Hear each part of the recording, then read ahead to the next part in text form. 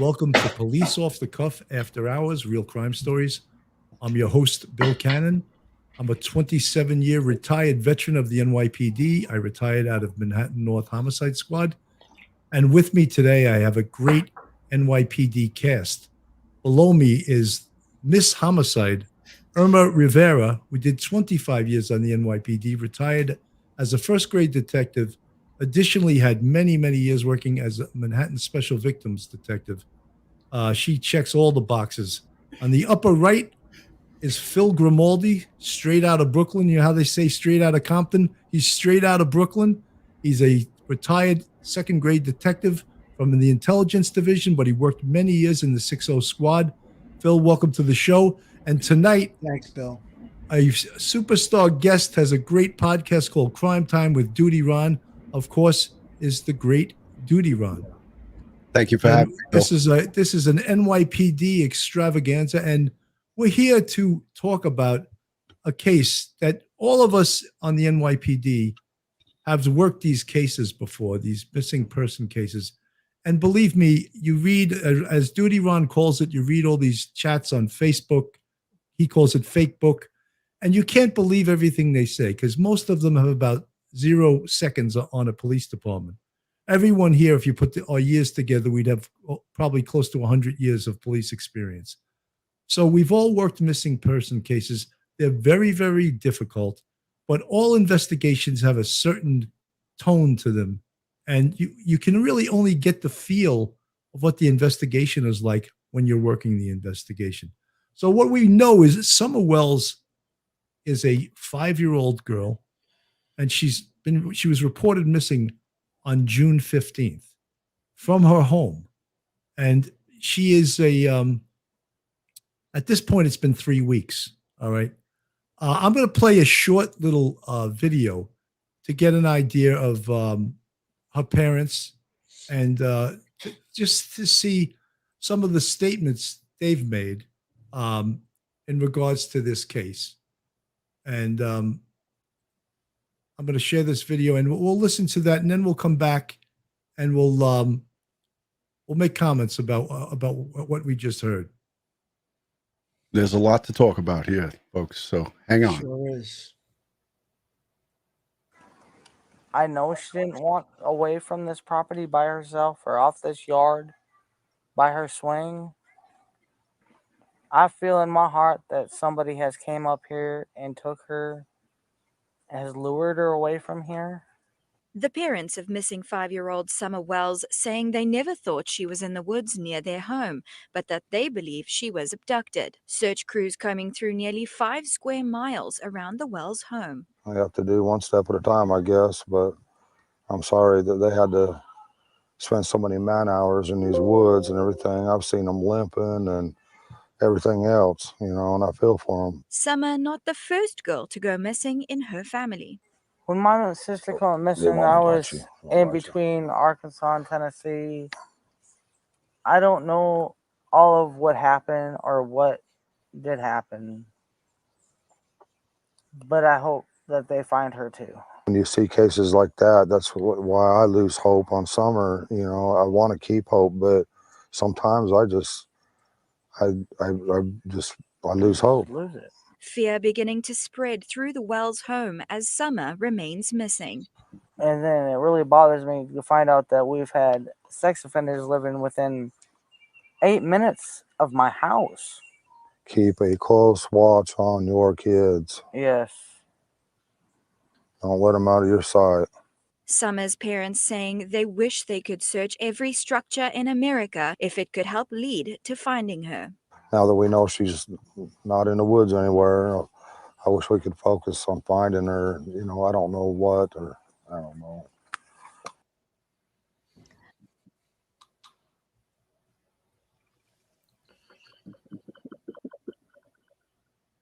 Unbelievable, right?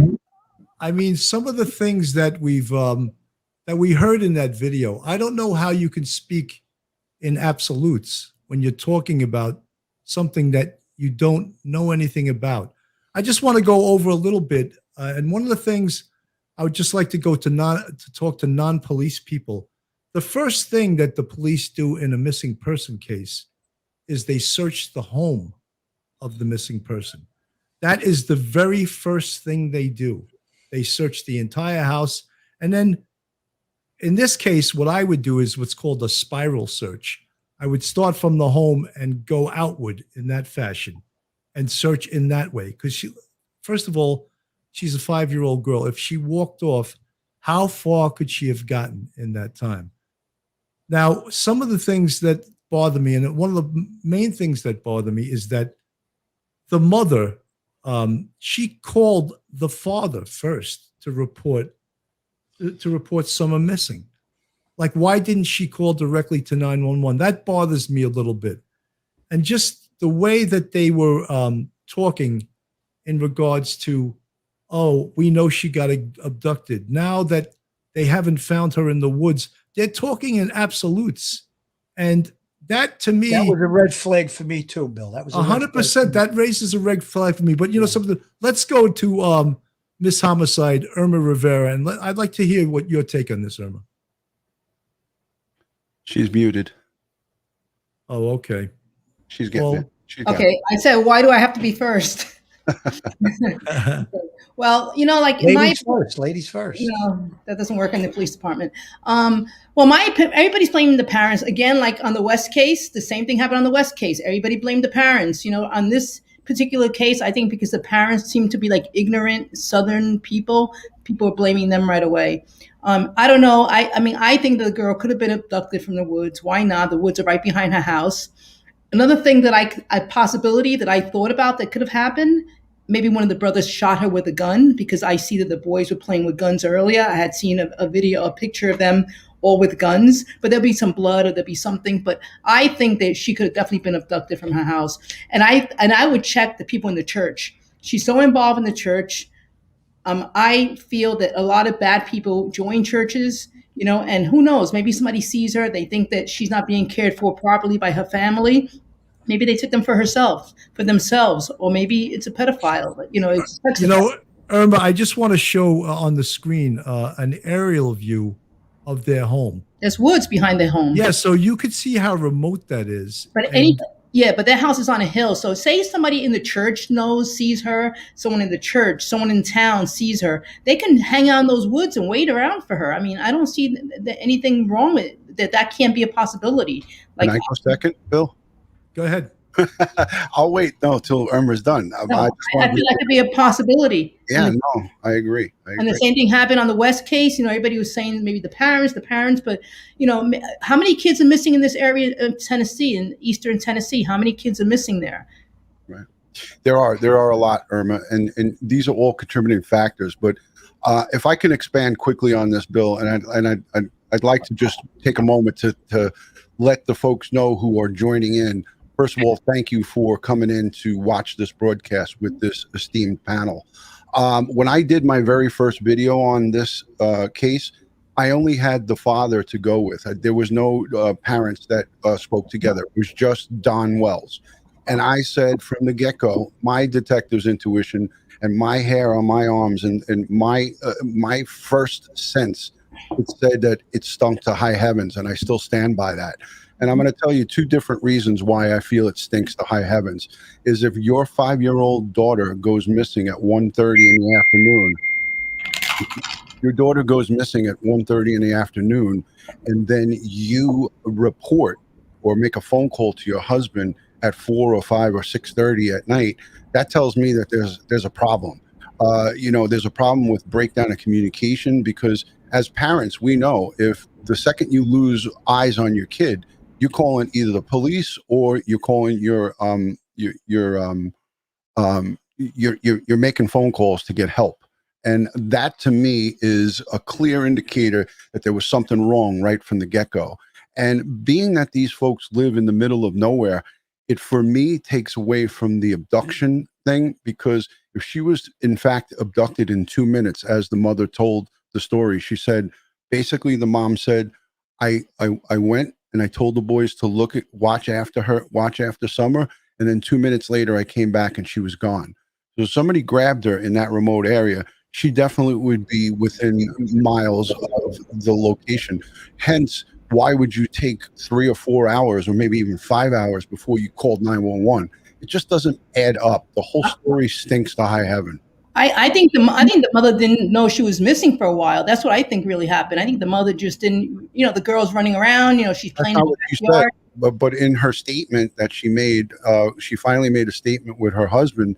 She said that she was out of her sight for just a moment. Yeah, I don't believe that. I mean, first of all, if you're in your backyard, I mean, you don't watch your kids if you're in your backyard, especially in a rural area like that. Why would you be watching her every minute? I think the mother might just feel guilty because she probably wasn't watching her, and maybe she's saying that. But I think that somebody could have abducted her. Why not? Yeah. But guys, let me just interject one thing here. If the mother's claiming that, first of all, she was planting flowers or plants with the grandmother, then she wanted to go into the house to be with her brothers. This was her statement. And when she went into the house, she has 3 brothers. She asked them, "Where is Summer?" And they said, "Oh, she went downstairs to play with her toys." She goes downstairs, no Summer. At that point is when she determined that she was missing. So there's many people involved. The 3 brothers, they, of course, should be interviewed. Did they see her come into the house? Did they see her go down into the basement? And then after that, where did she go after that? No one saw her walk out of the basement. I mean, it's an incredible story. Phil, what do you think about this? Oh, I got a lot to say about this. First off, the Tennessee Bureau of Investigation looks like they put a lot of manpower into this investigation. Okay. I watched a few clips on the internet. What I would do right from the jump is I would get solid interviews of all of the people that were present when she was allegedly missing. Now, once I had good, solid interviews on all of those people, I would, as the search was being conducted and all of that, I would then try to reach out a little further, maybe friends. I would get the grandmother and maybe ask a friend or a relative or a neighbor, what did the grandmother say about the way she was being raised, as far as was she happy with all of that? Now, all of that is preliminary stuff. We know it was all done. From what I see, in my opinion, it looks like law enforcement is convinced that her body is somewhere in the area because there's been extensive searches, and the Tennessee Bureau of Investigation, they asked for people to check their property because obviously it's rural, and they said, when it's grass cutting time, please be careful. Check if you don't have the ability to check yourself. I guess if someone's incapacitated, they ask that you call the sheriffs and they would check their property. So, I mean, look, a lot has gone on in this case in the 3 weeks that this young lady is missing. And I think that in one of the press conferences, it was about a week ago, the spokesperson said, we're not going to discuss everything that we know or have done to protect the integrity of the investigation. That's one of my big things when I did a case. I always believed in that. You want to release some things, but not everything. And it looks like they have a clear direction that they're going in. Now, the abduction is quite possible. It doesn't seem that likely to me. Now, there's 2 things that happened that I read or I saw on the internet that would make the investigation a little more difficult. The area is rural. Cell service is very, very spotty there. So if you do start to zero in on someone and you're looking at cell phone records, it's going to be very difficult. I was upstate about 2 weeks ago in Saugerties, and the cell phones weren't working just a few miles out of the city in upstate New York. The other thing is there's not a lot of video cameras because I think the property that they live on is many acres, and probably there's some neighboring areas that may have videos. Now, they did mention that there was a red or maroon Toyota Tacoma pickup truck in the night. It looked like a work truck, but they stressed that they didn't think that this person was a person of interest, however, possibly a witness. So to me, it looks like they have a clear direction that they're going in. And unfortunately, and I say this with the hope that I'm 100% completely wrong, I think they think that this young lady is no longer with us and that she's been dumped because they're doing extensive searches. Now, I agree. Searches need to be done right from the beginning. Look like if she wandered off. We're talking 3 weeks in. 3 weeks in tells me they got a direction that they're going with this thing. And they think that something happened to her and maybe she was placed somewhere in the neighboring area. And that looks to be the target of the search area. So, I mean, the abduction thing, I don't know. Erman made a very good point. Maybe in the church, someone could have targeted her. If it was an abduction, I would think it would be somebody that knew the area, knew the layout, and knew her and her family. So that is a quite possible scenario. But I would think that in the middle of the day, it seemed like it was going on. There was some activity. I don't think that someone would strike at that point to do an abduction. They would probably do it late at night or in the middle of the night, you know. How about how about she knows them? How about she knows the person from the church and the person saw her maybe came to her woods and called her over and she went over? We can't say no. We don't know because we weren't there. But Well, I didn't say no. I said anything's possible. And I would think that with all the activity, though, there would have been somebody that would have saw that. And look, the way that the parents are portraying themselves in the media, they did that interview. They didn't come out looking good. I mean, if we had Joe Murray here, he'd say it wasn't a good look. And it wasn't a good look. You know, they both look like they were high. And exactly. you know, there's a domestic violence collar, let's say 7-8 months ago, October 2020, where he was drunk. There was police called. He was arrested. He had an illegal firearm. So there's definitely, history in this family. And so, I mean, the possibilities of an abduction, I wouldn't take it off the table right now from what I would see. But I would think the way that the search is going and the look of the people, and I think that the Tennessee Bureau of Investigation has a clear direction they're going in. I think that this case is going to be solved, and I think there's going to be arrests on it sometime soon. In the near Andrew future. DeStefano, retired NYPD captain. Thank you so much for the $99.99 super chat, and welcome to Police Off the Cuff Real Crime Stories. I just wanted to say, in the very beginning of this investigation, we'll talk about the investigation, not specifically the search, although we know, of course, the search is part of the investigation. And we hear the term victimology. And victimology, of course, we're going to look at Summer Wells, but really we're looking at the family. And what we find out is the father, Dan, has an extensive criminal history. All right. He's got other red flags that bother me too. And the mother, all you can see, she's got problems too. There's some domestic violence problems. He has some violence problems, alcohol problems, possibly drug problems too. So, you know, as the great John Jay College professor Maki Haberfeld said, a good indicator of future conduct is past conduct. And so if I was one of the main investigators on this, I would be looking at him and the wife 100%, because I don't like what I see. And I'm sure that the Tennessee people with the FBI, they're doing a great job. Bill, I don't mean to interrupt you, but that should definitely be done for the purposes of, yes, let's look at them. And you could also maybe eliminate them as being suspects too. So I'm sure that they're Phil, 100%. But you know something, we want to look at. How do you know they haven't? How do you know they haven't? No, I'm sure they have. I'm just saying this is what we would do. I'm not criticizing them in any way, shape, or form. I'm just telling the fans out there what the police should be doing. All right. Arrest history on both, complaint history. How many complaints have been made out of that house? How many complaints have been made against Don? You know, how many complaints? See, I think the mother may have fallen asleep. She may have been drunk. I mean, who knows what the mother did, but the mother, I don't think, really was watching her. Why would you watch your child in your backyard when you live in a rural area like that? I wouldn't watch my kids.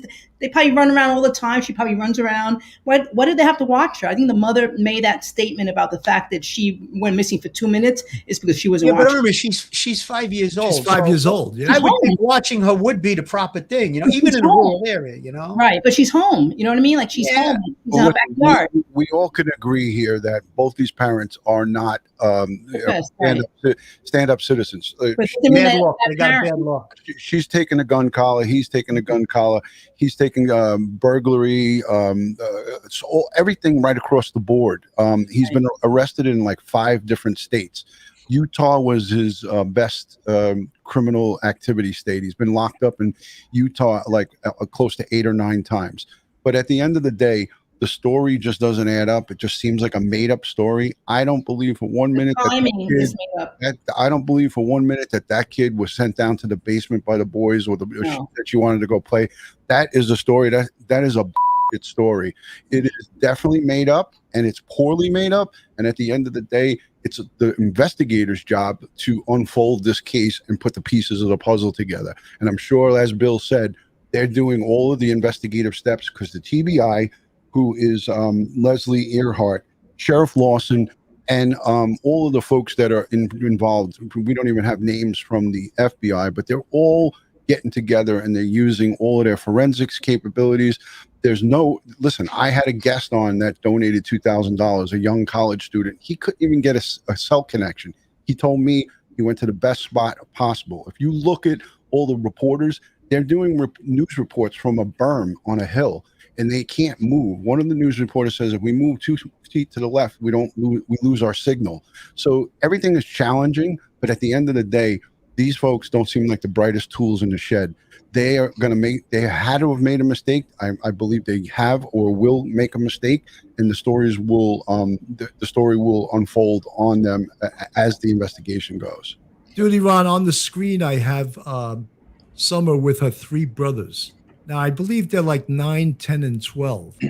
So they are definitely at almost a swearable age, and they can be believed, and what they see can be reported, and they can be believed. They're old enough to be believed. Yeah. So I'm sure that they have been interviewed by the FBI and the Tennessee Bureau of Investigation. And these are things, and we talk about this all the time. Investigation, nothing happens quickly. If you want a good investigation, you have to wait until we get the solid information. Because that used to drive me crazy on the NYPD. They would call and say, "What do you got on the case?" Nothing yet. Yeah. Well, what do you mean you got nothing? Well, because investigation takes time. Oh, the chief isn't going to like this. And I was like, I could give a shit what he likes or not. Bill, you made a point earlier about the absolutes that they were speaking in. And I think that that's very telling too, because if you believed, and they're saying that they feel that this kid was abducted, you would want to hold out hope that the kid was still alive and maybe beg for, a reward, or beg for the person to release her. They kind of did that, but they weren't convincing. I mean, I don't know. If my kid was missing for 10 minutes, I'd be in tears. You know what I mean? And they just, didn't seem believable in any way, shape, or form to me. Phil, we all also know as parents how quickly a kid can disappear. Yeah. Sure. You turn your back, it's 5-year-old kid being, it's like Ricochet Rabbit. It happened to me on a soccer field with my daughter. It happened to me. Irma's got something to say. She's putting her hand. I would also investigate the grandmother, because does anybody have a vendetta against the grandmother? She had one of her children went missing. Her sister went missing. The mother. What's the mother's name? What's the mother's name? Kansas. Ken. Right. Her sister went missing. Now the granddaughter went missing. So I would investigate even the grandmother also. I mean, you have 2 people missing in one family. That's kind of a little bit unusual, So I don't know. Irma, I also want I want Bureau of Child Welfare. I want their records. I want to talk to all of them. I want the kids' school records. I want this couple's financial records. I want to know if there's any motive that we don't know about. I want their computer records, cell phone records. We discussed that. It's really tough to make a cell phone call. Did she call, when she called her husband, Don, did she call him on a landline? That was never confirmed, because since the cell service is so spotty, I would imagine she must have called him on a landline, and then he called 911. There's at least one confirmable timestamp.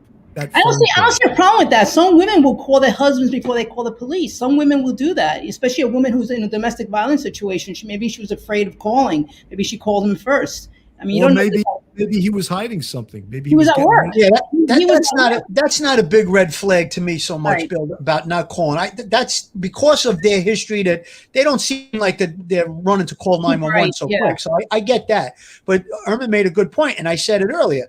I would get a solid interview on everybody that was home in that house. And that grandmother, she may not have been part and parcel to the disappearance, or maybe she was, but I would really get a good story out of her. And then I would talk to people that know her and try to get a little background on what she thought about the way the kid was being raised. And, maybe she's going to tell the police in the interview. I mean, this is all conjecture.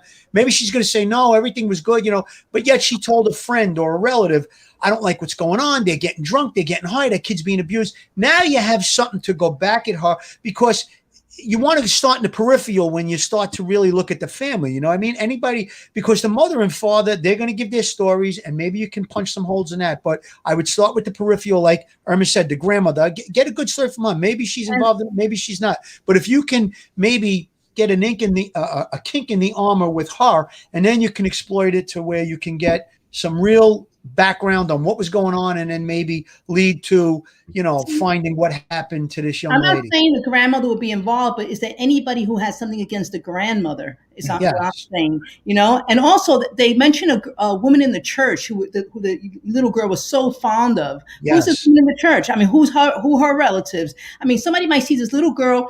And you know how people are, little blonde hair, blue eyed girl. She was like a little doll. They know she's going to be raised and not have the best upbringing with the family that she has right now. They could have easily taken her to raise them themselves, So that's why in abduction, I can see somebody abducting her. Right. Sergeant Melinda, thank you so much for the 99.99 super chat. You guys are amazing. This is a very interesting case, and one of the things we want to make clear is we're not criticizing any other investigators. We're not coming out with some theories that we think because we're the NYPD we're superior. We want to just bring things that forward that will get done for our audience and for other folks that should be done in a case like this. And one of the things I just want to mention quickly also, Don said he feels she was abducted. I think that's a very weird thing to say by a human trafficking ring, and she could be in someone's basement. I find that to be outrageous. Absolutely, Bill. Absolutely. I agree with you on that, Bill. I want to also say that I took the liberty of looking at the social media of the mom, Candace, and she has this TikTok account that's still up there. Anybody could go look at it. The things that she did on TikTok is not something vindictive. Like, you wouldn't, like my kids, I always say, like, they say to me, Dad, you're in your 50s. You're not going to have a TikTok. If you start a TikTok, I'm disowning you. It seems like she was very comfortable showing her shenanigans on TikTok and doing her stuff. But at the end of the day, I feel that Don, because of his criminal history as well, we look at that. We have to, as investigators, we have to look at the mom and dads and the whole family unit. We don't just look at the mom and dad. We look at the whole family. And this whole family is there are no slouches when it comes to being collared. They've all taken their arrest. And I read one arrest from Kansas where she was menacing somebody with a firearm. It didn't mention who she was menacing, but at the end of it all, she took in that arrest. And that's really not something that you want to see mother and father, both of them having this bad criminal background. And you have to look at that, and then you have to weigh in on their stories and the validity of how their story is told. The whole thing stinks to high heavens. And I feel that the investigators have a lot to do with, a lot on their plate to put together the pieces of the puzzle. But at the end of it all, it takes a lot. It takes a long time for them to figure out what's going on. So we've got to be patient. Listen, firearms are commonplace in that area of the country, it looks like, obviously. But what Ron just said, I mean, if you look at who is playing around with those firearms, if you have people that carry firearms and target shoot in their backyard or something in that area, but they're very, positive about it and they're very reliable. I mean, these two don't seem too reliable to me, or they don't look like safeties of a big concern. And, so I think he makes a good point. She's playing around with guns on and putting it on TikTok and whatever. So, yeah, it could very easily have been an accident. And then they just, got rid of the body, which we hope that, to God, that it's not the case, that this young lady's still alive. And I just want to say one other thing about what Bill said, expand on it a little bit. We haven't looked at the case folder. We don't know exactly what's been done and what hasn't been done. We're giving our professional opinions based on what we would do and what we think would be done. And I think everything that we've all said all makes a lot of sense in this case. And I'm telling you, from what I saw in the video on the sheriff and the Tennessee Bureau of Investigation, they look like they're going in a direction here. I don't think that they're at a loss with this thing. Like, it's 3 weeks in and we're stumped. I didn't get that from what I saw on the news. But again, we don't have access to the case folder, and we're just given, if we were out there today doing that case, what we would do. Hey, Irma, I just wanted. Oh, go ahead, Duty Run. I'm sorry. I have a question for Irma, because this is for a female perspective, and not only is she, Miss Homicide, but she's also obviously a woman and a mom. Don referred to his 5-year-old daughter as a young lady. Like, I don't know. I don't have a daughter, but if my kid went missing, I wouldn't. His words exactly verbatim. She's a fine young lady. Yeah, but I mean, they're Southern, I mean, they're different from us. I don't know. I mean, I don't know what kind of words they use. What kind of words he uses. He could use young lady. Well, that could be a word that he always uses. I can't say. I mean, you saying like young lady, another word like you mean like he thinks that she's a young lady, like a 14, 15-year-old? Is that what you He said referring to? he spoke in past tense. He said she was a fine young lady. Right. Yeah, Yeah. that's a I know, strange I thing to say understand. But about a they're 5-year-old. ignorant, though. You got to remember, they're really ignorant people. And I mean, that's the take I have of them. They're like ignorant. They're using drugs. They're drinking. They look like hillbillies, you Right. know. And then because they're hillbillies, right away we're gonna assume that's incest because just the way that we think. But I don't know. I still think that she could have been abducted, and I think she could have been abducted by someone that she knew, Right. like the West Well, case. I actually refer to as a young lady too. So I mean, listen, if he's got a pedophile history, maybe then there might be something to what you just said, but, So, and Phil, I'm sure that, I want go to ahead. add to the. I'm sorry, I hate to cut you off, but I had this thought in my mind. I heard, and this is an unverified report, but somebody interviewed Don's sister, and there was an allegation from the sister. And now, again, this is not verified, and I don't know if the law enforcement has it, but there was some type of sexual component between Don and his sister. This has Some been sexual abuse. Yeah, I mean, but Ron, but we can't How old were really. they?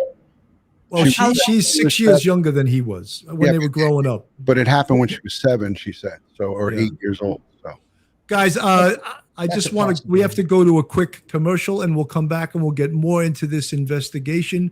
This is fascinating, even to me. You guys are bringing up some amazing points. Let me get to the commercial. We'll be right back, folks. If you want to move out of New York, you're tired of the high taxes, the crime, the government, the new Democratic candidate for mayor, the Democratic candidate for district attorney.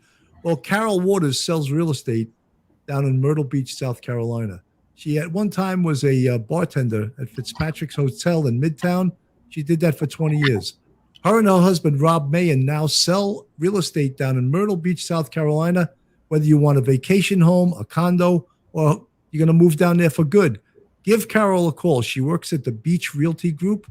You can reach her at 914-261-6681, or you can email her at carolwaterssellsmyrtlebeach@gmail.com. Are you ready, Phil, for your chance at stardom? Oh yeah. Joe Murray, attorney at law. Joe Murray is a guy that's been on both sides of the fence. He's a great attorney. He's very successful in the law practice. He serves the New York City area. He was also a member of the NYPD. So he's been on both sides of the fence. I mean, do what I did. I stuck a couple of attorneys in my cell phone just in case a family or friend needs somebody. And I spoke about it last night. He could also be a victim advocate. If you have a legal question, you can get a hold of Joe at 646-838-1702. That's the number to get him on the phone. He could also be reached at jmurraylaw.com. His email is j@jmurraylaw.com. joe@jmurraylaw.com. That email is joe@jmurraylaw.com. He's been on the show. He's been on Duty Ron's show. He's obviously a very sharp guy. He knows the ins and outs of the police department as well as the law, and he's a tremendous attorney. Look him up if you need him. Hopefully you don't for any criminal charges, but you never know. jmurraylaw.com. Joe Murray, great attorney. Duty, Ron, I wanted to ask you a question because people in the chat have been asking it. Where does Don work and what kind of work does he do? okay, so it's to my understanding that he was a drywall contractor. I don't have his place of business, nor if I had it would I put it out, because then everybody would be calling there, and it's just not. It's not a good thing. I think that the law enforcement that's investigating this case, they obviously know where he works or what he's currently doing, but he was a he is a drywall contractor, hence those white buckets. They're all trying to tie in the red truck with the white buckets, that it has maybe one of his friends has something to do with possibly allegedly abducting Summer Wells. It's all of the folks that are speculating, and that speculation is good, but at the end of the day, we can't lead to that. That's the conclusion that's what's happened. But I wanted to say, Phil, I believe Joe Murray should hire you to do his commercials You permanently. know something? I was going to say, Duty Ron, if he gives them more than 35 seconds, I'm going to have to charge Joe Murray double. Well, I didn't know there was a time No, limit. no, it's okay. I just want to mention a couple of things about investigation. And one of the reasons maybe people may be asking, why don't they go at Don hard? Why don't they go at him hard now? Because what they want to do is they want to get something to challenge him with, something that is factual, something that they can change his opinion and challenge him so he doesn't have an answer to why he did this or why he did that. And so they're waiting. They're waiting. They're going to pick their spot, and he's going to be brought back in, and so is she. And I mean, I would imagine all the peripheral people have been interviewed, the family members, the clergy members, the students, the other students that go to school with the kids, the teachers, the social workers, people that he works with. All of that is part of what we call victimology. Go ahead, Phil. I know you're chomping. I want to expand on what you said because we're talking about investigation. I always felt that from the minute we got involved in a case, I didn't want to lock myself in on one thing. Like a lot of times there would be detectives or bosses or whatever would say, all right, this is what happened. And you can't lock yourself in. You have to be able at times, and it's a little tough to do when you go down a road and you did a lot of work in that direction, and you start to see that this isn't working out. This doesn't fit what we're looking at. Sometimes you got to back up. You got to go in a different direction. And I was never afraid to do that. A lot of times it was met with resistance by supervisors or other detectives. But I mean, we had a guy on a murder case that we just about had him identified in a lineup, and it turned out it was somebody else. And so I've learned that from experience, and I'm sure that they're looking at a lot of different avenues. They're not closing it. Abduction probably still on the table. Her getting hurt and the disposing the body intentionally, the sexual predators in the area, the sex offender registry. I'm sure that was looked into. So in investigation, you can't be narrow-minded. You can't have blinders on. You start to go in a direction. If you lead into the right direction, and it keeps, every time you go down that path, you start to get results. You continue in that, but that doesn't mean that sometime you're going to hit a brick wall and you're going to have to back up and go down a different route. And I think that's very important. And I think that probably. From what I see, it looks like they do have a good direction. So hopefully they're going to resolve this thing soon, Lieutenant Pete, thank you so much for the $10 super chat. That's the Hall of Fame Lieutenant of Harlem Raiders fame, Lieutenant Peter Pranzo. Thank you so much. Good man. This is such a great little panel here. And I like, Irma, that you don't agree with us. I really like that. I have a question. It shows the dichotomy of our opinions. Yeah, go ahead, Irma. Like Duty Ron, in Eastern Tennessee, how many missing kids are there? How many children have been abducted in this area? There's not a lot of abductions, but there are definitely a lot of missing. How many missing? How many kids are missing that age? I don't have the exact numbers, but I did look at them, and off the top of my head, I know that it's in the double digits. Okay. Tennessee the West children, the case that you worked on, everybody thought it was the parents also. Like, where are those kids now? Where are they? They still haven't covered. I still think it's the parents, but that's just my personal opinion. I just their whole story and the way that they've been evasive, which Same is thing as the exact opposite here. They're not being evasive. They're actually being cooperative. Mm-hmm. At the end of the day, we haven't seen Trezell and Jacqueline West, not once, since they made that statement. If you really cared about your kids, you'd be out there during the candlelight vigils. You'd be out there handing out flyers, just like these folks are out the there. Wells family had a candlelight. They had a prayer vigil, and it was only them. It was only like 5 people showed up. That was it. They purposely did that. I heard the interview with the church. They said that they wanted to just have them, and then next week when they do it, they're going to invite the whole community. But then also another thing is social media. Everybody right away starts, criticizing, blaming them. I mean, if my kid was missing and I was getting blamed for my kid for like doing something to my kid, I wouldn't want to speak to anybody either. Right. What was your point though when you talked about the missing kids? You were starting to get to a point. I'm trying to see if there's a pattern there. If there are more than missing kids. I mean, human trafficking is a big thing that a lot of people don't want to talk about. But kids get kidnapped all the time. I work for a foster care agency, and I've had girls kidnapped off the street in Brooklyn, and trafficked. You know, so it's like people say, "Oh no, it won't. It can't happen." It could happen. I mean, someone in someone in the church, someone in the grandmother's family. I mean, I would be a little bit suspicious about the grandmother's family, about the fact that she already had her daughter missing. Now her granddaughter is missing. You know, who's she married to? Like, is she married? You know, does she have other children? You know, does she have a boyfriend? Like, I like to know more about her. You know, Irma, let me ask you another question because I really like this that we're kind of bouncing things off one another. What do you think about the posture that the investigators are taking? What I talked about, how it looks like they're really scouring and they're asking people to search their property. Do you think that they believe that that this girl met with what else are they going to do? You have to do that. That's part of investigation and part of research. You have to search anyway. Yeah, but this is 3 weeks in, and it seems like they're really focused on it. The posture of that sheriff that I watched today and the guys from the Tennessee Bureau of Investigation, their posture told me something, that they're focused on finding the body in that area. That's what it said to me. I could be wrong. First of all, in but the woods, there were cans in the woods. People were hanging out in the woods. They can. Somebody's drinking stuff in the woods. People are hanging out in the woods. I mean, I personally like the woods, but people can hide in the woods. I mean, it's not impossible that she could have been abducted. Of course not. Of course. You know, I just wanted to mention some retired Sergeant Melinda. She sort of objected to us calling them ignorant people, and rather maybe substitute the term uneducated. Yeah, I think there's no doubt they're uneducated. We don't mean to disparage people from Tennessee, but we're looking at these folks as, you know, potential suspects in the missing of their 5-year-old daughter. And based on our experience, we've seen this happen before. Go ahead, Irma. Like, one thing that I noticed that really I felt bad as a mother and, you know, as a woman. There's a video of her in school surrounded by all these little girls, so pretty with the long hair. You know, she has the short hair, which I understand she cut it because she wanted to.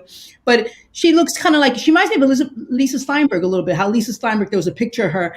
All the kids in class have Halloween, and she has a chunk of her hair missing. You know, she's playing with candy corn. She reminds me of her. Almost like Irma, tell the audience who Lisa Steinberg was. Lisa Steinberg was a girl who was killed by her adopted father, who was a lawyer, Joe Steinberg, in New York back in the 1980s. And she kind of reminded me of that. Like, you see her sitting there. She looks kind of like sloppy. You know, all the little girls have their long hair, you know, looking all nice and clean. And you can see her talk to one little girl, and the girl kind of like just ignores her. So you don't know what was going on in her life. You know, maybe, you know, they look down on her. And there may have been one parent who may have seen, or somebody who may have seen and said, this girl's going to have a really horrible upbringing. I'm going to take her. I mean, it's happened before. How many kids have recovered 20 years later? It happens. You know what I mean? So unless it's a pedophile, but I can see somebody taking her because they felt sorry for her.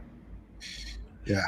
You know, Bill, I think we kind of referred to them. I said it wasn't a good look. I don't know if we referred to them as being ignorant, but the look of them, they come across a little, you know, a little bit skelly, so to speak. I guess maybe that's better than ignorant. That's a better word, skelly. I mean, they in the interview, they both look like they were high. Now, it's that interview that I cited was about 2 weeks in, and maybe they were on medications to calm themselves down, or maybe they're on medication for psychological issues. I don't know. So. Well, what I would say too is, and we all can agree to this, is that, you know, the FBI, the Tennessee Bureau of Investigations, I don't know about the small town Sheriff Lawson, and I'm not dogging his crew, but I'm sure that it's a small town sheriffs, maybe 1 or 2 or 3 sheriffs, whatever the case may be.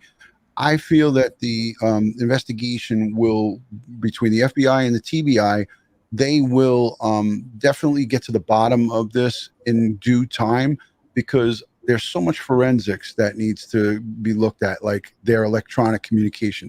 Now, we know for a fact that the cell service sucks there, but we do know for a fact that Kansas, the mom, is all over social media, TikTok, Facebook. Mm-hmm. God only knows what her footprint looks like. So the FBI computer forensics are probably having a field day with her stuff. Now, that being said, speculation is always going to swirl. When we talk about possibilities, it's not like we're pointing the finger and saying, this is what happened. We're giving you guys, as the audience, an idea, a look from the police investigator perspective. And that's what you have to take these kind of shows as. Whereas when you go on to Fakebook, you have housewives and fathers and people who are plumbers, contractors, and they don't know anything about investigations. They start drawing their conclusions. They don't know diddly squat about what it takes to hunt down evil, like Bill does, like Irma. Duty Rod, you hit it 100%. And we're not. Absolutely. It's not that we're judging people. We're talking from experience. All right. Yeah. I've worked hundreds of homicides. So has Phil. So has Irma. We've worked these cases. And as you said, Fakebook, these people are just repeating rumors. Yeah. And we're careful not to criticize the investigators that have this case. But we've seen with the parents here, right? They have a social worker assigned to the family. That is an indicative of there's problems with that family. We're making That's why educated guesses, not judging them. We're making educated guesses. Right. That's the reason why the mother could have lied about the time. You understand? Because she may have not been watching her. And she already knows she has a case with ACS or whatever they call it, the child welfare out there. She has 3 other boys. She has to worry about them taking them. You know what I mean? So anything could have happened. I still think that the girl could have definitely been abducted by someone, but someone that she may know. I think Ron made a very good point. And I think I kind of brought it up earlier too. And I said that, I wouldn't be afraid to back up and try something else. I haven't said through this whole thing that I think that they're responsible for it. I said they don't have a good look. I think the possibility of an abduction is still quite possible, and friends or an accidental death, and then it's a cover up. So I think all of these things are still on the table. Again, we don't have the case file in front of us. We're going by what we see on the surface, what we know from the media and what we know from the internet. And I'm going to go back to this again. It just looked like the posture of the investigators in that press conference. Sounds like they know more than what they're saying. I'm sure they do. And it looked to me like they were pretty convinced that they were going to find her somewhere in that area in the rural woods. That's what it looked like to me. I hope I'm wrong. But that's the way Phil, we're not like mediums and saying, "Oh, this is definitely a homicide." But this is professional opinion. When a 5-year-old girl is missing for 3 weeks without a trace, we can assume some bad things have happened to her. That's what normally happens, right? And we're not just assuming, because I love that assume, make an ass of you and me. We have some, scientific. There's some evidence here, and most of it that we as investigators are not privy to, because we don't have the case folder. We're not boots on the ground, but we know what happens during the investigation. So we're making educated guesses with this, and the investigative steps that we would take if we were working this case. Go ahead, Irma. One other thing is, remember, we work in a big city. In New York City, if a mother killed her kid, we're going to know about it because it's completely different. In a rural area like that, it's completely different. Investigation, the way the police work is completely different than the way we work. So we can't really say, how they're doing the investigation. Not that you're saying that, but we can't say because we're not there. We don't know what it's like to work in those conditions. It's completely different than the way we work as New York City police detectives, or cops. It's completely different. That's a great point, Arma. That's a great point. But I want to just lay out a quick scenario, and everybody on the panel will probably figure it out by the time I get halfway through. You're sitting in the squad, and a mother comes in with a 13 or 14-year-old girl and says, "Oh, my daughter was kidnapped earlier today." And when you talk to the girl, the kid was drove through Times Square, middle of the day, but they had masks on and they had a point. So from being a professional, when I hear that story, and it happened a lot of times, I knew right away, okay, Mom, do you mind if we talk to your daughter alone for a second? We take a room and go, listen, you ran away, you played hooky, you were with your boyfriend, whatever. Tell us the true story. We're not going to tell your mother. The kid tells us the story, and then we bring the mother in and we get the whole thing squared away. But the point I'm trying to make is this. From our experience as professionals, we've heard all the BS, we've heard the stories, and a lot of times things pop up, maybe not a red flag, but right away you figure out what direction. And I hear these things sometimes on the news, even after I was retired. A person was kidnapped, and I tell my partner, I'll call him on the phone, did you hear that? Oh, yeah. And then the next day it's on the news that the whole thing was made up. A lot of our opinion comes from a place of experience. We're not just talking out of our asses. We've been there, we've done it. And I think that, from what we're seeing and what we know, we all seem to be on the same page, like the things that we're saying that these things should be done, they probably were done. And, it's going to come to a conclusion. I feel very confident at this I know the point. mother passed a polygraph test so far, the mom. Oh, that was one of the other things I was going to bring up. Okay. Right. I mean, that's what Don claimed, but I didn't hear law enforcement make a mention of that. So I thought I heard that on the news. I thought that I heard that on the news, or I heard it somewhere. Yeah. Polygraph by law enforcement holds weight with me. Private polygraphs, I was in the business. I know that they can be manipulated, so I'm not going to go any further on that. I just want to say something about investigative steps. And besides being NYPD homicide and 16 years in the Detective Bureau, I taught criminal justice. And I used to say to the kids that took my criminal investigation class, every question gets an answer, and every answer produces another question. And you build the house of bricks by asking questions and getting answers. Right. And that's what we're missing as podcasters here. We don't know all the questions and all the answers. Duty, Ron, I love you shaking your head. You want to comment on that? Yeah. No, I mean, I love when you say that because it's so true. We don't have access to the case folder. If we did, then it would be a different story. Exactly. At the end of the day, the terrain is different than what we're used to, but the investigation techniques and methods are pretty much the same. Yeah. So I don't care if you're in bum Idaho, or up in Alaska or in Hawaii. If you're in the United States and you're conducting an investigation, we go by that same standard where we take information, we take clues, and I'm talking in layman's terms so people understand it. We take our clues and our evidence and we put it together on the table.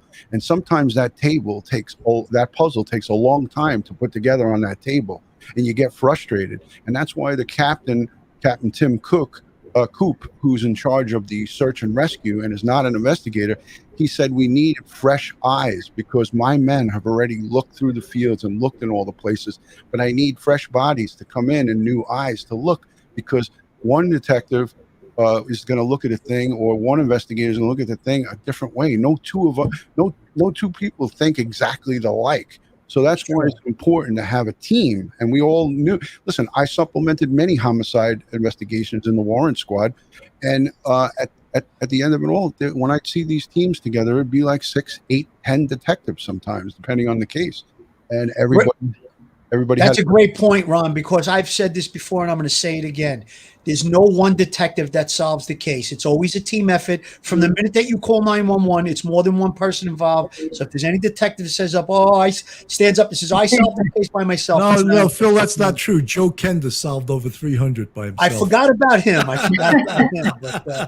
But listen, what you were just describing, Ron, is good old-fashioned police work, and we used to call it legwork. If you're out there and you're talking to people, Bill made the point, one question, you get an answer, leads to another question, good old-fashioned legwork, and that's how these things get solved. And confident that this thing is going to have some type of an ending, and hopefully it's sooner rather than later, and hopefully that this little girl is still alive. Duty, Ron, someone, I don't really like to talk about this when I don't really know the answer, but someone's bringing up a 15-year-old boy who had gone swimming with him the day with the mother, the day that she went missing. Someone went missing. Okay, I'll expand on that. That is from Kansas TikTok videos. So they were supposedly at this watering hole. That's what they call it, right? They're out at this watering hole where Summer and the kids like to go and play. And it's alleged. I'm not saying, obviously this is all unverified information. Kansas brought a 15-year-old boy either to be a babysitter for watching her daughter while she does her thing or hangs out. And there was allegedly another male there that she was fooling around with.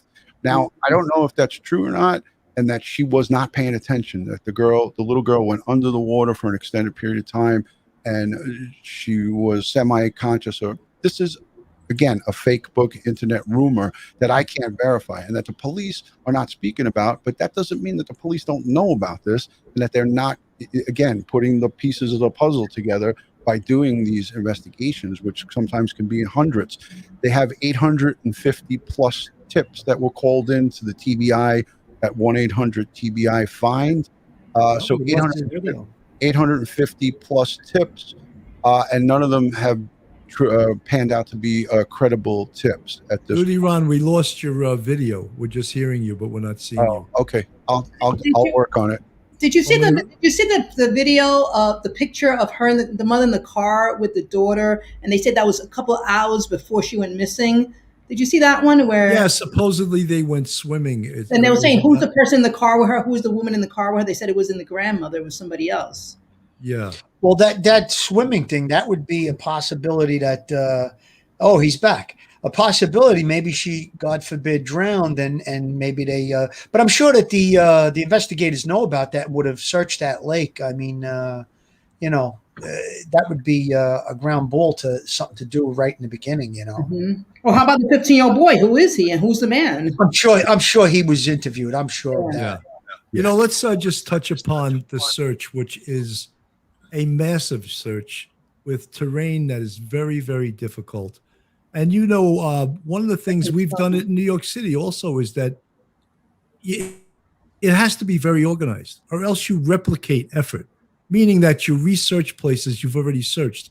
And in a large area, you would do something called a grid search, because you could really track where you've been before, where you have to go. And it's very difficult. It's very, very difficult. And the organization of these large investigations has to be impeccable. You have to have people organizing the investigations that have detectives from all over the place. In this case, different agencies, the TBI, the FBI.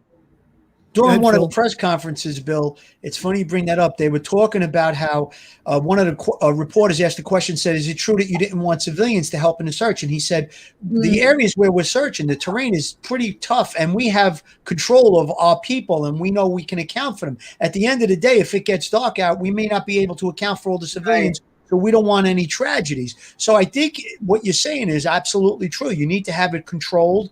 You need to have an accounting. And when we would do that type of research, we'd have a roster of everybody. And, it sounds like it's real mountainous and rugged terrain. They talked about bear and coyotes and different things like that. So copper snakes and a bunch I'll tell you though, on the Sarah Fox case, Sarah Fox, she was a jogger that went missing in New York.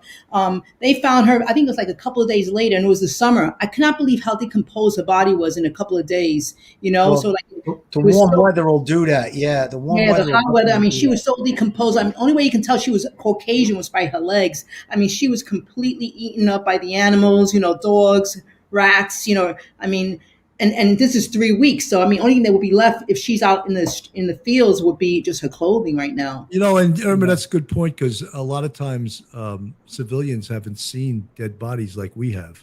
Yeah. And what we would recognize as a dead body, they might not recognize that. Yeah. So this is a horrible thing. And I feel with Duty Ron, I've been down this road before with Orrin and Orson West. We had the case of the two boys missing in California City. And we spoke about them using helicopters, using heat seekers where they could actually identify a body from way up high. Also using cadaver dogs. Look, we're coming up on the 20-year anniversary of 9/11. All four of us in this show tonight were first responders. And I would shout out to all you guys as we've survived. We're here 20 years later, and it's an amazing thing. So we've been down this road before. And for our people that are in the chat, with New York City cops, we don't mean to be sarcastic. We don't mean to disparage people. But, give us some credit for where we've been, and sometimes we come across a little crass, and, I'm not going to apologize for that. I am who I am, and Irma is who she is, Miss Homicide. Phil Grimaldi is who he is, from Brooklyn, straight out of Brooklyn, like straight out of Compton. And Duty Ron is Duty Ron, and he's a hell of a nice guy. We're into reality, and when you do these type of things, that's what we're talking like we're in a squad room, so to speak. You know what I mean? We're into reality, and we call it what it is. And sometimes it's ugly, it's not pretty, but it is what it is. This is the real world. That's Bill, right. That's right. I have a DD5 that I want to submit to you, Bill. But what I did do is I did take some notes, and I did this in advance because I only got home 5 minutes to 8, so I didn't have time to really do extra preparing, but I wanted to bring this up quickly. Don Wells was arrested on October 14th, 2020. Domestic violence assault and criminal possession of a weapon. In that domestic violence, as we all know, after the OJ case, everyone's required to, department-wise, whenever there's a domestic incident, fill out a DIR, right? So a domestic incident report was filled out, and on my channel, I showed it. The complainant, who was Candace Wells at the time, wrote out in her handwriting that she was afraid for her life and her children's life. This was October of 2020. Investigators take this and look at this and put this also into the back of their minds of like, hey, this is also a red flag. You got 6 months earlier, or give or take a little bit of time, you have this violent situation that happened in the home to the point where the mother called 911 on her husband. She withdrew the complaint, and Irma, Bill, and Phil, we've seen this hundreds of times where a woman and even a man gets intimidated by their significant other if they're violent, and they pretty much tell them, listen, if you continue, you press these charges, I'm going to do this, this, and this to you. So we've heard this before, and I don't think that she wasn't and isn't continually a victim of domestic violence because he has a history of this. So I just wanted to bring that up. No, Duty Ron, I'd like to also say in those circumstances, since I was a boss and I would go to a situation like that and the woman said, I'm not pressing charges, I would lock the guy up anyway and say, well, people state of New York are going to prosecute because I'm not leaving him here with you, because the buck would stop with me. I would always love how cops would say, oh, Sarge, I should have want him locked up. And I'd be, no. But the laws change about that in New York also. You have to lock them up. Yeah, must arrest. That's a must arrest situation. Right. But before that even happened, I would lock the guy up. That happened right after the OJ thing. They made it must arrest. And Bill makes a great point because I had a case before that where I had a young lady that, no, I don't want him arrested. It was just he violated the order of protection. You didn't have a must arrest back then, and a few months later she was killed by the husband. Right. So that's a terrible thing to have happen to you. It stays on your mind. Yeah, when I was in the 2-3 in the early '80s, I mean, there was so many domestic violence cases that we went on, and you never locked up the father. Never. You just threw him out the house, or he stayed. Sergeant Melinda, thank you so much for your service. Take a trip down the stairs. Sergeant Melinda, thank you so much for your service. We appreciate you. I like that. Sergeant Melinda states, I grew up in it. I understand, especially when I've been in combat, experiencing the worst of the worst, working with CID and on the roads, rolling outside of the FOBs. Thank you so much for your service. All of us in law enforcement, we appreciate each other. We appreciate our armed services, who many people don't appreciate, but I'm not one of them. I appreciate the hell out of you guys and what you do. Retired Sergeant Melinda has seen major combat, and she's been she's served our country valiantly, and she is a trooper. She's a strong woman. I have a personal relationship with her. We speak on and off of YouTube, and she really is someone who has gone out there and put her life on the line. So we can't forget our men and women in law enforcement, but we can't forget our military as well, because they are the ones who bring the fight, so the fight doesn't come to us. So God bless. So where do we go with this investigation? We keep searching, we keep interviewing people, we make that circle of who we interview bigger, and hopefully we're going to come up with an answer. We keep investigating. We don't ever give up, especially in a missing 5-year-old, a special category missing. The police, the investigators, the FBI, the Tennessee Bureau of Investigation, they will never, ever give up on this case. And, I don't know if people can feel or see how we feel in this, being in this chat, and how passionate we are about being investigators and being New York City cops, because we are. Bill, I like the fact that the family is still on the same page as law enforcement, that they haven't asked to, be represented by an attorney. They seem like they're still involved. I like that. You want the cooperation. And I think when you don't get the cooperation, that could maybe sideline you a little bit and put you off into a different direction. Let them continue on with what they're doing, their searches, keep the family involved, vigils, appeals to the public through media, and hopefully we're going to find out there'll be a conclusion to this case. You know, someone in the chat asked if the children, the brothers, could be interviewed without the parents present. Irma, I know you did a lot of time in special victims. You want to answer that? Yeah, they could, of course. Why not?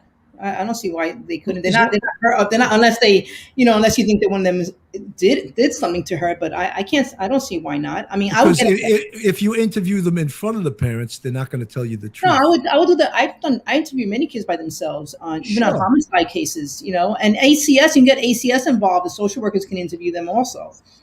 If the parents submit to it, if you say, "Listen, we'd like to speak to little Johnny," I'm pretty sure they did. nothing wrong. Unless, like she said, if they're targeted as a perp now you need a parent present if you're gonna interrogate them as a perpetrator.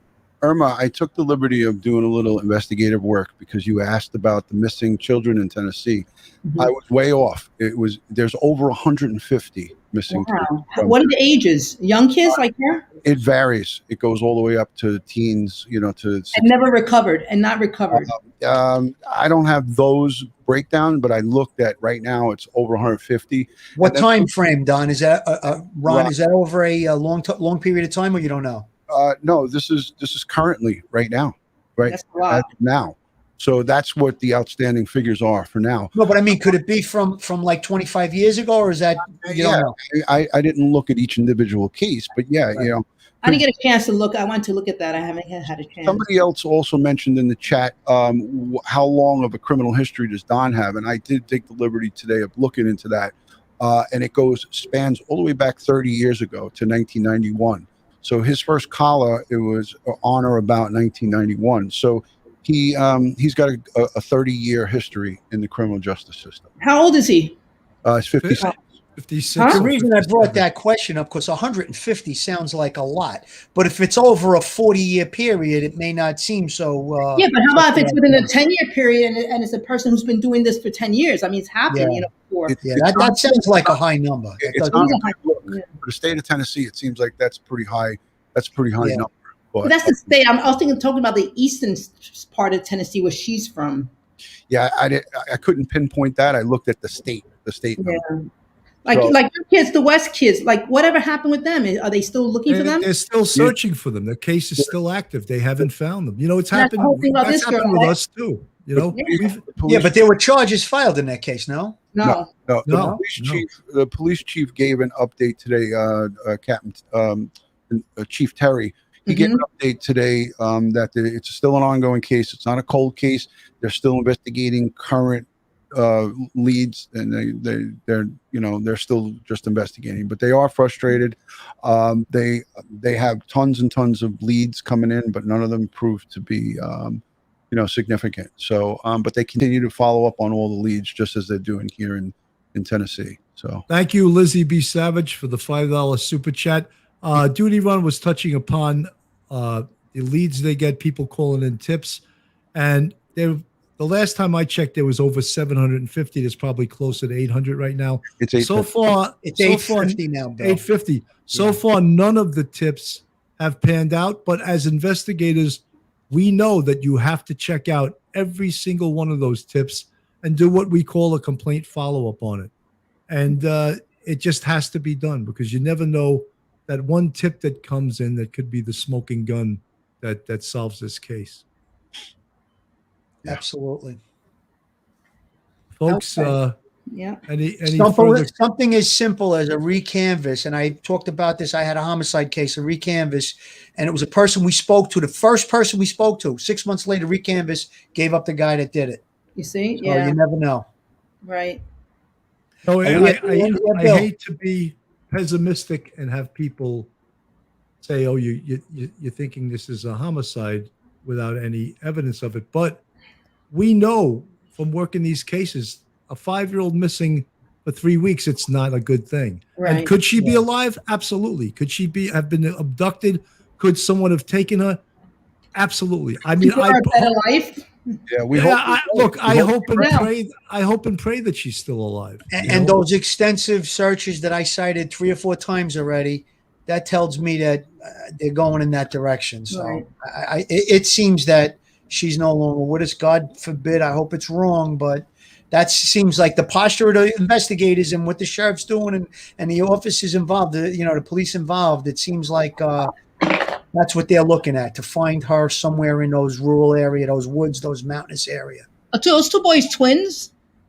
No, the kids are 9, 11, and 12, I believe. Looks like the middle one is standing on something. He might be standing on something. Yeah, it might be a bench. There might be a bench back And another thing, like having the only girl, like I was the only girl in my family, like, my nuclear family, like, I mean, the only girl, the mother treats the girl really special when you're the only girl, I mean, I treat my daughter pretty special, even though she's a brat, but still, I can't see I can't see the mother hurting her daughter. I saw some of the Facebook posts, like the mother saying like how she loves her daughter. I can see that. Like, I don't think just because she's a alcoholic or she's not educated doesn't mean that she's going to hate, mistreat her daughter or to the point that she's going to kill her, but Yeah.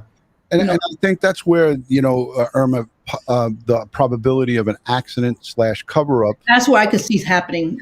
I feel like that's a strong possibility. Like one of the kids shoots her with a gun. I can see that happening. Or a drowning, or even the kid was, playing around on a slippery rock and then hit her head, went unconscious, and didn't drown.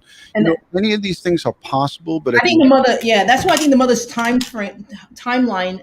It doesn't make sense. Yeah. I think she's lying about the timeline for some reason. Yeah, there's a lot of red flags in this case that are disturbing. And again, we can't dissect them because we don't have the actual facts of the real time frame. We're reading about what Duty Ron calls fake book timelines. Right. Yeah. And, the timeline, that's why a timeline and a time stamp is so important.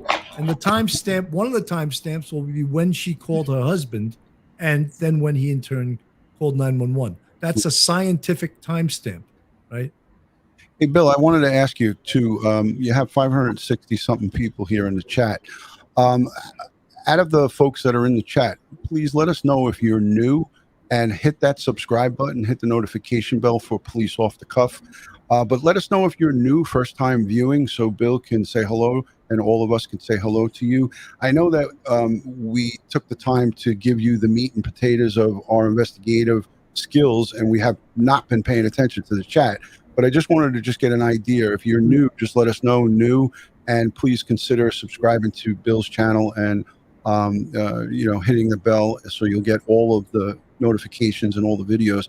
Bill happens to have unbelievable guests here on Police Off the Cuff, not just the investigators like us, but he does everything from political stuff to folks that are writing books and things of that nature. He's got investigative reporters that are going overseas and a lot of great stuff. So please consider subscribing. Thank you, Lisa, for being new. Bill, I'm not taking your show over, but no, Duty Ron, something, I don't want to, what I would say, powder your balls, but thank you very much. Powder. I'm going to put some powder on them. I want to thank you very much for all you've done for Police Off the Cuff, because without you, I'd be back at 1,000 subscribers, and you've I got to me make a point deal. there. I got to make a point. This is very important. It's off the subject of the case. Actually, I'm going to make 2 points, but the one, Bill, what you're talking about, Ron, when I talk to Bill, and I've been talking to him almost every day lately, he's constantly booking a guest, preparing for a show, doing a flyer. He's improving his banners. He's hiring he's always with this. I give him a lot of credit, and that's why the show is going to be successful. One last point about the case. When we're doing a missing 5-year-old investigation, when I get in the room with the parents or the house, wherever it is, if I insult them or I upset them, I'll apologize for that. But I'm looking to save a 5-year-old girl that is missing, maybe from harm. So if I ruffle a few feathers, that's just too bad. That's right. The victim comes first in these type of cases. That's so right. we may have said some things that upset people on the chat, but you want to know something? We're into reality. If I upset the person and I can eliminate them later, I'll apologize. But the one thing we want to do is we want to find this girl, and when we see what we see, it's in our face, and we start to question your criminal behavior or your drinking or this or that, it's for a reason. The victim. That's what comes number one in these cases, the victim. So if I upset somebody, so Too bad. Phil, I always love that expression. Some people can walk the walk, but they can't talk the talk. But we can walk the walk and talk the talk, and I'm proud of that.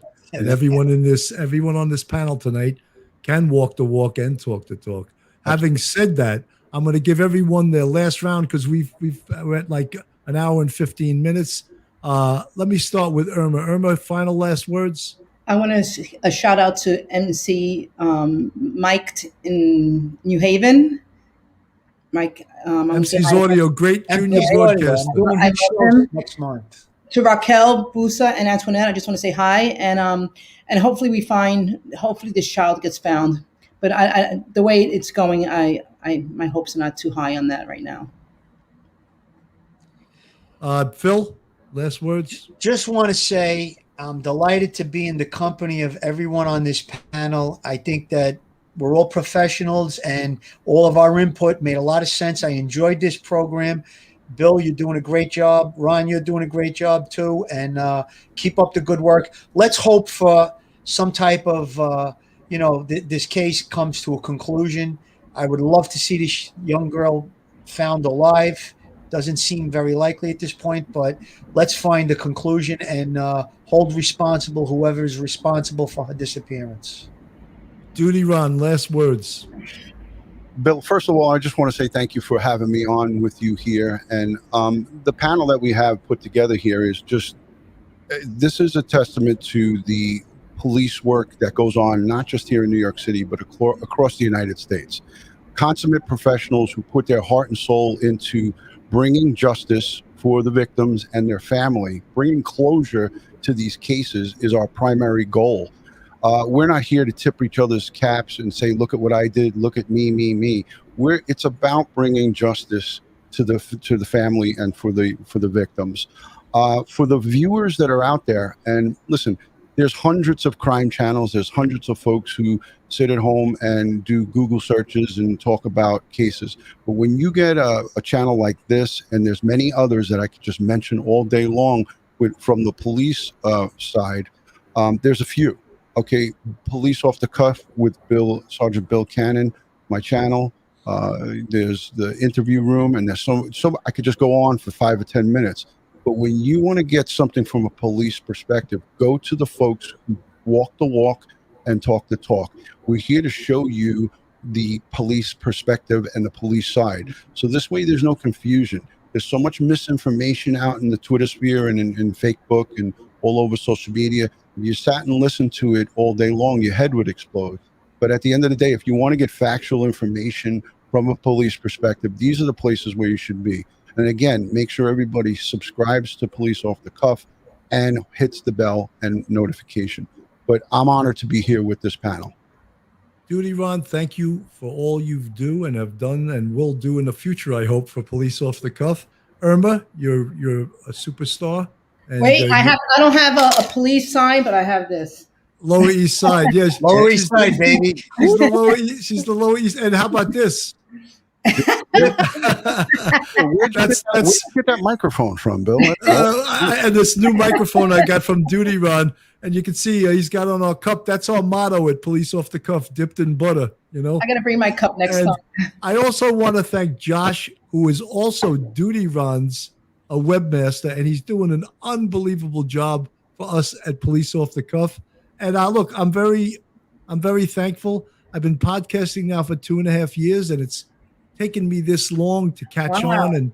And we have over 280 shows, and we sort of changed format a little. We were trying to be really funny in the beginning. There's still humor, but I like the really serious cases like this too, you know, because it brings me back to my days in homicide, my days in the detective squad, when we brought closure to people, and we worked so hard on cases to get closure for the families of homicide victims, and not just even missing persons or any kind of crime or robbery victims. I worked for years in robbery, and you're seeing people on this panel that have done the job for Duty Ron over 20 years. Irma Rivera, Miss Homicide, almost 25. Phil Grimaldi, 25 and a half. Okay, Irma, 25 and a half. She wants to explain 22. those 59 years. She wasn't messing around. And of course, Phil Grimaldi, a great guy, great detective. And I'm just so thankful to be around all you people. And all you folks that came by tonight, God bless you. And thank you so much. And if you could subscribe to Police Off the Cuff if you like what you're seeing, I'd really appreciate. For all you guys, Thank you so much and good night. Stay safe, everybody. Peace from New York.